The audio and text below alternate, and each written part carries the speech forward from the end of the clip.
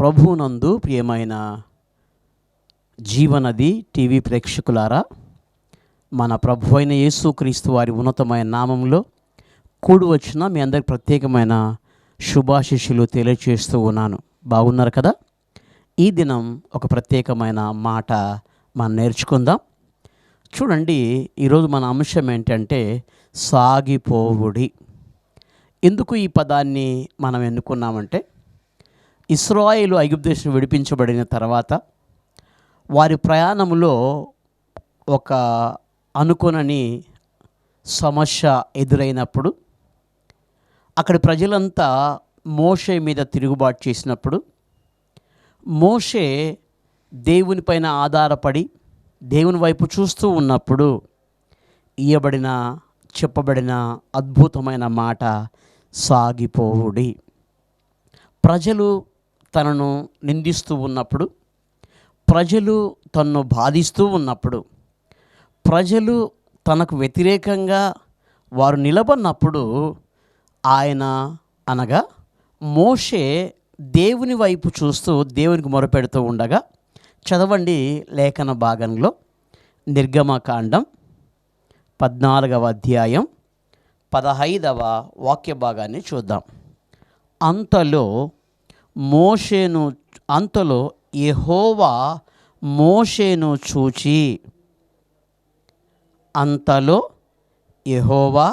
మోషేను చూచి, సాగిపోవుడి అని ఇశ్రాయేలుతో చెప్పుము అని మోషేతో అన్నాడు. చూడండి నా దేవుని బిడ్డలారా, ఇక్కడ రెండు సమస్యలు ఎదురయ్యాయి.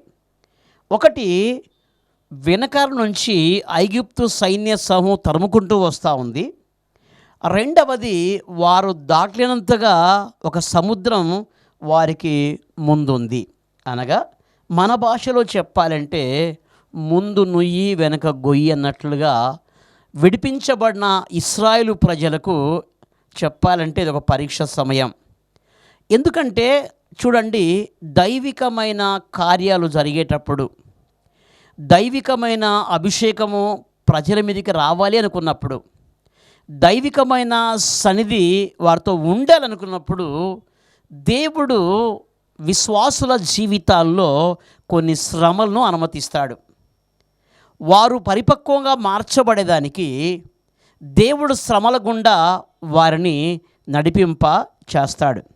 చూడండి నా దేవుని బిడ్డలారా, మోషే మాట విన్న ఇశ్రాయేలు ప్రజలు ఫరో దాసత్వం నుంచి విడిపించబడి వస్తూ ఉన్నారు.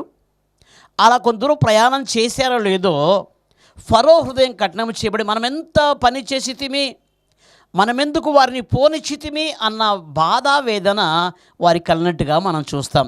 అయితే వారు ఏమాత్రం ఆలస్యము చేయక వారికున్న రథములు రౌతులు అన్నీ వేసుకొని ఇశ్రాయేలుని తిరిగి తెచ్చేదానికి వారు బయలుదేరారు. అలా బయలుదేరుతూ వస్తూ ఉన్నప్పుడు, సాగుతున్న ప్రయాణంలో కొంతమంది వెనక్కి చూసినప్పుడు ఐగుప్తు యొక్క రథాలు వారి వైపు వేగంగా గమనించి మోషే మీద సనగడం ప్రారంభించారు.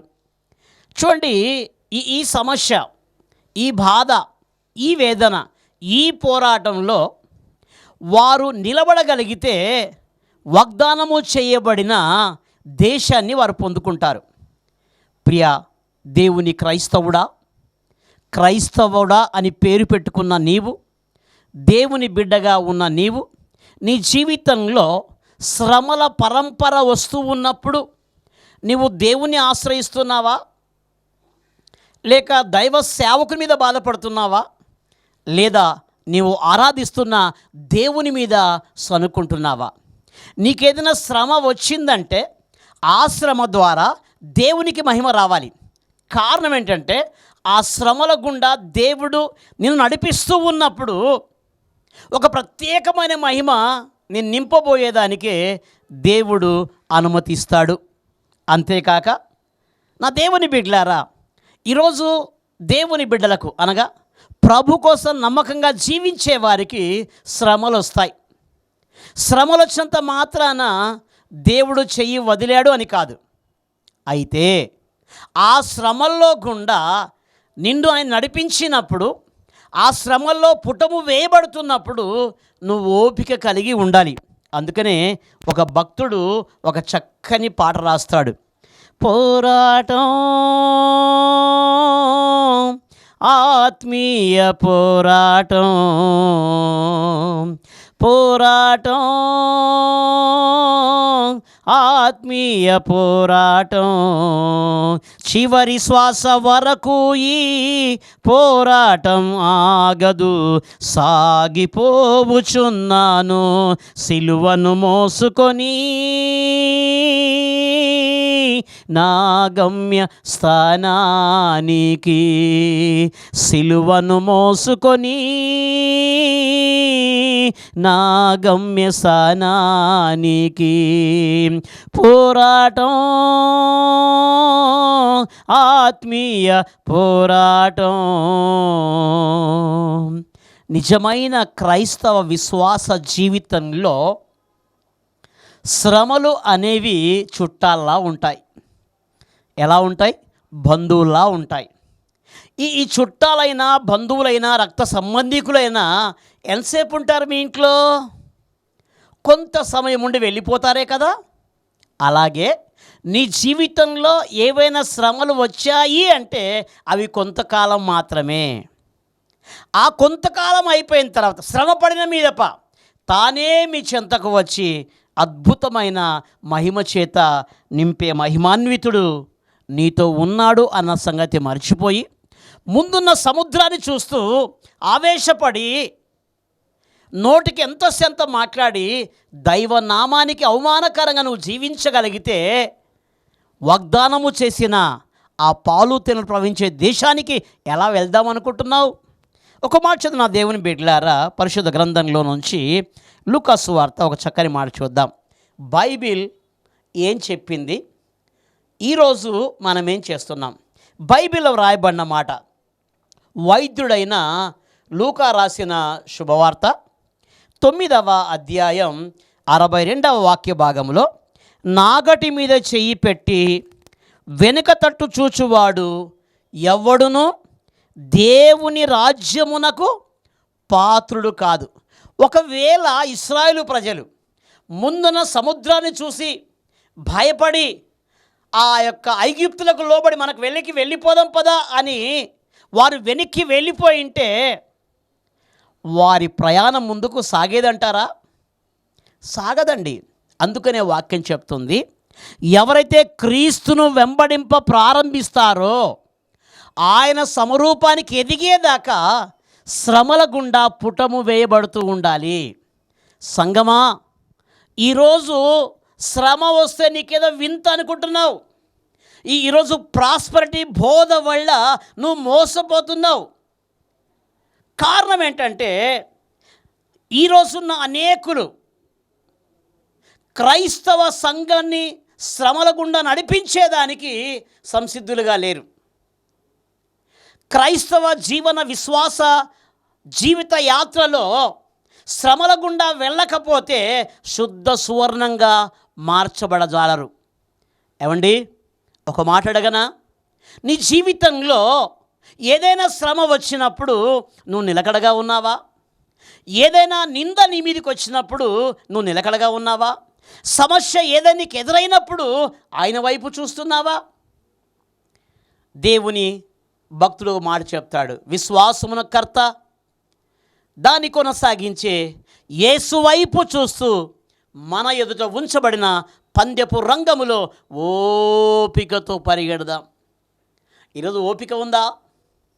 ఈరోజు ఓర్మి ఉందా? క్రీస్తు కోసం ఫలించేదానికి, క్రీస్తు కోసం సాక్షిగా నిలబడేదానికి, మండే దీపంగా, మండుచున్న దీపంగా ఈరోజు క్రైస్తవులు ఉండేదానికి ఆశ కలిగి ఉన్నారా? ఒక్క 10 నిమిషాలు వర్తమానం ఎక్కువ చెప్తే చాలు, ఇంకా సాలేయ్యా, ఎంతసేపు చెప్తావు? రోజు వినేదే కదా. మరి రోజు భోజనం చేస్తున్నావు కదా, ఒక పూట మానేయి. అమ్మో, ఆ ఒక్కడు చెప్పాకు. అందుకనే ఎంత తిన్న సచ్చిపోదు ఈ ఆకలి, ఎంత తాగిన తీరిపోదు ఈ దప్పిక. ఏమంట? ఎంత తిన్న సచ్చిపోదు ఈ ఆకలి, ఎంత తాగిన తీరిపోదు ఈ దప్పిక, గుడ్డలెన్ని వేసినా తృప్తి లేదురా, ఇంకా ఇంకా కావాలని నిన్ను కోరురా, గుడ్డలెన్ని వేసినా తృప్తి లేదురా, ఇంకా ఇంకా కావాలని నిన్ను కోరురా. నీ శరీరంకు ఆహారం కోసం అంత వెంపర్లాడితే నీ ఆత్మకు ఆహారం ఇయ్యవా? నువ్వేమనుకుంటున్నావు? శరీరము, ప్రాణము, ఆత్మ, ఈ మూడుంటేనే నీవు. ఈ మూడింటిల్లో ప్రాణము, శరీరము తిండి మీద ఆశపడుతుంది, లోక సౌభాగ్యం మీద ఆశపడుతుంది, శ్రమ వస్తే కృంగిపోతుంది, బాధ వస్తే ఎందుకురా ఈ భయము, ఈ బాధ, ఈ వేదన అని చెప్పుకుంటుంది. బట్ క్రైస్తవుడా, వాక్యం చెప్తుంది, మీకు ఎవరికైనా శ్రమ కలిగినా సంతోషించాలి. కారణం, శ్రమ దినమున నువ్వు కృంగిపోతే చాతగాని వాడవవుతావు. శ్రమ దినమున నువ్వు కుంగిపోతే చాతగాని దానమవుతావు. ఎందుకో చెప్పనా? తన ఎదుట ఉన్న మహిమ కోసం ఆయన ఎన్నో అవమానాలు పొందుకున్నాడు. చూడండి, శ్రమల గుండా నువ్వు నడిపించబడుతూ ఉన్నప్పుడు, వేదనలు నీ వెంట ఉన్నప్పుడు భయపడొద్దు, సంతోషించు. ఎందుకో చెప్పనా? నిన్ను పిలచిన ప్రభు నీతో నేనుండా, దిగులేలా ప్రాణమా. ఆయన నీతో ఉంటాడు. నీ శ్రమల్లో, నీ బాధలో, నీ వేదనలో, నీ ఇబ్బందుల్లో, నీ సమస్యల సుడిగుండాల్లో ఆయన నీతో ఉంటాడు. చూడండి, పరిశుద్ధ గ్రంథంలో నుంచి లూకా శుభవార్త 9:2 నాగటి మీద చేయి పెట్టి వెనుక తట్టు చూచువాడు ఎవడను దేవుని రాజ్యమునకు పాత్రుడు కాదు. నమ్ముకున్న విశ్వాసి శ్రమల్లో పుటము వేయబడుతున్నప్పుడు శుద్ధ సువర్ణంగా మార్చబడడానికి ఓపిక కలిగి ఉండాలి. ఎందుకు ఓపిక కలిగి ఉండాలి? నీ ఉన్న స్థానం నుంచి దేవుడు నిన్ను ఇంకా అధికంగా దీవించేదానికి. ఈరోజు దీవెనంటే అందరికీ డబ్బు, ఆస్తి, అంతస్తు, సైకిల్, మోటారు, కార్లు, బంగ్లాలు అనుకుంటారు. ఇవన్నీ అశాశ్వతమైనవి. నువ్వు నమ్మినా నమ్మకపోయినా దేవుడు ప్రతి వాడికి ఏం కావాలో అవి ఇస్తాడు ఆయన. అయితే ఈ లోక సంబంధమైన ఆయన విషయం కానే కాదు. కానీ అయితే ఏంటి ఆయన కోరుకున్నది? పరలోక సంబంధమైన మహిమ నీ మీద ఉండాలి. అనగా నీవు భూలోకంలో ఉన్నప్పుడే పరలోక సంబంధమైన మహిమ నువ్వు అనుభవించాలి. అందుకే కదా ఆయన ప్రాణం పెట్టింది. అందుకే కదా తన వీపంతా నాగటి సాళ్ళ వలె చేయబడింది. ఎందుకు ఆయన రక్తాన్ని కార్చాడంటే, దొంగనైన నన్ను దొరగా మార్చావయ్యా, దోషినైన నన్ను నిర్దోషిగా మార్చావయ్యా, ఎన్నిక లేని నన్ను ఎన్నిక చేసావయ్యా. ఏమంట? ఎన్నిక లేని వారం. ఏ పాటి వారం అండి? మనం నీతిమంతులము, దేవుని నమ్ముకున్నాము, క్రైస్తవులను చెప్పుకునే దమ్ము, ధైర్యం ఉందంటారా ఈరోజు? చెప్పండి. ప్రార్థన పెడితే గంటకు గాని మందిరానికి రావు. నువ్వు ఒక 10 నిమిషాల వాక్యం ఎక్కువ చెప్తేనేమో బాధ, సత్యవాక్యాన్ని సరిగా బోధిస్తేనేమో ఈయన ఉద్రంగా పంపించాలనే వేదన. ఎప్పుడు మారుతారు ప్రజలు?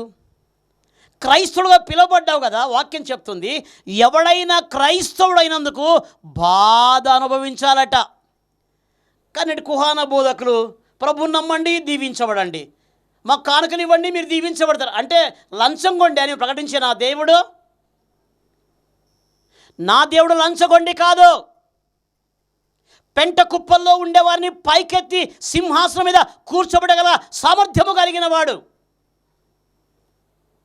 దేవుని బిడ్డ, విశ్వాసంలో నువ్వు సోలిపోకూడదు, విశ్వాసంలో ఓడిపోకూడదు. శ్రమలు వచ్చాయా? ప్రజల వైపు చూడొద్దు. ఇబ్బంది వచ్చిందా? ప్రజల వైపు చూడొద్దు. సమస్యలు వచ్చాయా? ప్రజల వైపు చూడొద్దు. నిన్ను పిలిచిన వాడు నీతో ఉండగా అది మర్చిపోయి, నిన్ను నడిపించేవాడు నీతో ఉండగా అది మర్చిపోయి, ఇదిగో నా సన్నిధి నీ తోడుగా వస్తున్న వాగ్దానము మర్చిపోయి లోకం వైపు చూస్తూ కుమిలిపోతున్నావే. నాకటి మీద చేయి పెట్టినవాడు వెనక్కి తిరిగి చూడకూడదు. హల్లెలూయా. చూడండి నా దేవుని బిడ్డలారా, ఇదే క్రమంలో శిష్యులు కూడా కొంతమంది ఈ కఠినమైన మాటలు విని వెనక్కి వెళ్ళిపోయారు. యోహాను శుభవార్త 6 రాయబడ్డ మాట, ఇది కఠినమైన మాట, ఇది ఎవడు వినగలడు అని అప్పటి నుండి అనేకమైన శిష్యులు వెనక తీశారు. ఈరోజు సత్యం చెప్తే చెవులకు ఇంపుగా ఉండదు. ఏముండదు? సత్యవాక్యాన్ని సరిగా బోధిస్తే ప్రజల చెవులకు ఇంపుగా ఉండదు. ఎందుకు? దురద చెవులు కలిగిన వారు గనక. ముసలమ్మ ముచ్చట్లు చెప్తేనేమో ఆహా ఓహో అంటావు. జీవితాన్ని సరిచేసే ఒక మాట చెప్తే ఆయన మీద కక్ష కడుతున్నావే, నీకు న్యాయమా? రాబోయే ఉగ్రతను తప్పించుకోవాలని ఒక దైవ సేవకుడు సన్నద్ధుడై మోకరించి ప్రార్థించి నిన్ను గద్దిస్తూ ఉన్నప్పుడు నీ బ్రతుకు మార్చుకుంటే నువ్వు దీవెనకరంగా ఉంటావు, ఆశీర్వాదకరంగా ఉంటావు. నువ్వు ఒక మాట చదవండి నా దేవుని బిడ్డలారా, ఫిలిప్పీ రాసిన పత్రిక 3వ అధ్యాయం 13వ వచనం. సహోదరులారా, నేను ఇదివరకే పట్టుకొని ఉన్నానని తలంచుకొనును. అయితే ఒకటి చేస్తున్నా, వెనకున్నవి మర్చిపోయి, అనగా వెనకున్నవి లక్ష్య పెట్టక ముందున్న వాటి వైపు వేగిరపడచ్చు. గత జీవితాన్ని మర్చిపోండి. ప్రార్థన జీవితంలో మర్చిపోయావు, తిరిగి స్టార్ట్ చేయి. మందిరానికి వెళ్ళడం మానేసావు, తిరిగి మందిరానికి వెళ్ళు. దేవుని సేవలో పాలిభాగంతో కావాలి. నీవు ఆగిపోయావు. ఒకప్పుడు ఉరుకురికి పనిచేసే నీవు ఈరోజు ఆగిపోయావు. కారణం ఏంటి? మనుషులు చూస్తే ఆగిపోతావు. మనుషులు నీకోసం ప్రాణం పెట్టలేదు. ఏ దైవ సేవకులు నీకోసం ప్రాణం పెట్టలేదు, నీకోసం రక్తం కార్చలేదు. నేను ప్రకటించే నా యేసయ్య నిన్ను రక్షించేదానికి, నిన్ను విమోచించేదానికి, ఆ మహిమాన్వితమైన ఆ పరమ కానంలో నిన్ను చేర్చేదానికి తన స్వరక్తాన్ని చిందించాడు. యేసు రక్తము రక్తము రక్తము, అమూల్యమైన రక్తము, నిష్కళంకమైన రక్తము. ఏ షరాబు కూడా ఆయన విలువైన రక్తానికి వేల కట్టజాలడు. ఎందుకో తెలుసా? యేసు రక్తం ప్రతి పాపము నుండి పవిత్రపరుస్తుంది. ఎందుకు పాపము? ఆజ్ఞ అతిక్రమే పాపము. విశ్వాస మూలము కానిది ఏదో అది పాపము. ఆ పాపాన్ని పెట్టుకొని పాపోహం పాప దాసోహం అంటూ పొద్దుస్తమానం పాపి పాపి పాపి పాపి అంటున్నావే, నీకు విడుదల వద్దా? గుమ్మములారా మీ తలలు పైకెత్తుడి, మీకు విడుదల సమీపించి ఉన్నది. ఎలా? మన పాపములు మనము ఒప్పుకొని ఎడల ఆయన నమ్మదగిన వాడు, నీతిమంతుడు గనక యేసు రక్తం ప్రతి పాపం నుండి కడిగి పవిత్రపరుస్తుంది, పరిశుద్ధునిగా చేస్తుంది. అందుకనే చదువు నా దేవుని బిడ్డలారా, హెబ్రీ రాష్ట్ర పత్రిక 11వ అధ్యాయం 38వ వచనం. నా ఎదుట నీతిమంతుడైన వాడు విశ్వాస మూలముగా జీవిస్తాడు. మరి చెప్తాను వినండి. నా ఎదుట నీతిమంతుడైన వాడు విశ్వాస మూలంగా జీవిస్తాడు, కానీ అతడు వెనుక తీసిన ఎలా అతని యందు నా ఆత్మకు సంతోషముండదు. నిన్ను సంతోష పెట్టేదానికి ఆయన గాయపరచబడ్డాడు కదా, నిన్ను సంతోషంగా ఉంచేదానికి ఆయన దుఃఖపడ్డాడు కదా. విశ్వాసానికి మూలమైన ఆయన వైపు చూస్తూ ఆయన సంధిలో పచ్చని ఒలివ చెట్టువలో అంటే నిన్ను చూసి ఆయన ఆనందిస్తాడు. హల్లెలూయా. అందుకే రాయబడిన మాట, సాగిపోవుడే. మీద ఉన్న సముద్రము మీకు లెక్క కాదు, దాన్ని మీరు జయించగలరు, అది మిమ్మల్ని జయించలేదు. కారణం తెలుసా? వాక్యం చెప్తుంది, నాకు దేవుడిచ్చిన వాగ్దానం, నీకు విరోధంగా రూపించబడిన ఏ ఆయుధమో వర్ధిల్లదు. నాకు విరోధముగా రూపించిన ఏ ఆయుధము వర్ధిల్లలేదే. ప్రాణేశ్వర ప్రభు దైవ కుమారా. నన్నెవరు పట్టించుకోరనుకుంటున్నావా? నన్నెవరు ఆదరించాలనుకుంటున్నావా? నీ కన్నీటి నాట్యంగా మార్చగలిగిన వాడు నేను ప్రకటించే నా యేసయ్య మాత్రమే. చూడండి దేవుని బిడ్డలారా, ఎక్కడెక్కడ మనం దేనికి సాగిపోవాలంటే హెబ్రీ పత్రిక 6వ అధ్యాయం 1వ వచనంలో సంపూర్ణమయ్యేదానికి మనం ముందుకు సాగాలి. రెండవదిగా పేతురు రాసిన మొదటి పత్రిక 4వ అధ్యాయం 7వ వచనంలో స్థిరమైన బుద్ధి కలిగి ముందుకు సాగాలి. మూడవదిగా పిలుపు రాసిన పత్రిక 3వ అధ్యాయం 11వ వచనంలో వెనకున్నవి మరిచి ముందున్న వాటి కొరకు సాగిపోవాలి. సాగిపోక ఆగిపోయేదానికి వస్తావా? నిన్నే ఎంత దాకని నీ తండ్రికి నువ్వు వీపు చూపిస్తావు? నా యేసుతో కలిసి పోరాడుచున్నాను, వస్తావా? క్రైస్తవ విశ్వాస జీవితం అంటే ఒక పోరాటం, ఒక యుద్ధ రంగం. ఆ యుద్ధ రంగంలో నువ్వు ధీరుడుగా నిలబడాలి. అందుకనే ఆయన పరలోకాన్ని విడిచి భూమికి వచ్చి నిన్ను యుద్ధస్తుడిగా నిలబెట్టాడు. నమ్ముతావా? వచ్చే మిగతా పాఠం వచ్చే ఎపిసోడ్లో విందాం. కళ్ళు మూయండి, ప్రార్థన చేద్దాం.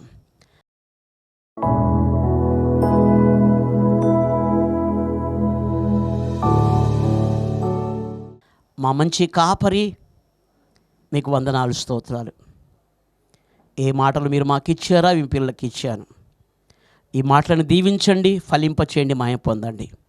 సాక్షి ప్రతి బిడ్డకే వందనాలు చెల్లిస్తూ యేసును ప్రార్థించాడు వేడుకొంచున్నాం మా ప్రియ పరమ తండ్రి, ఆమేన్. పరమ తండ్రి అయిన దేవుని ప్రేమ, ప్రభువు అయిన క్రీస్తు కృప, పరిశుద్ధాత్మ దేవుని నిత్యమైన కంచె కాపుదల భద్రత ఇక్కడున్న మనకు సకల పరిశుద్ధులకు ఇప్పుడు ఎల్లప్పుడు సదాకాలము తోడై ఉండి నడిపించునుగాక, ఆమేన్. అందరికీ వందనాలు. ఈ కార్యక్రమం ప్రార్థించండి, అనేకులకు తెలియచేయండి. దేవుడు మిమ్మల్ని దీవించునుగాక.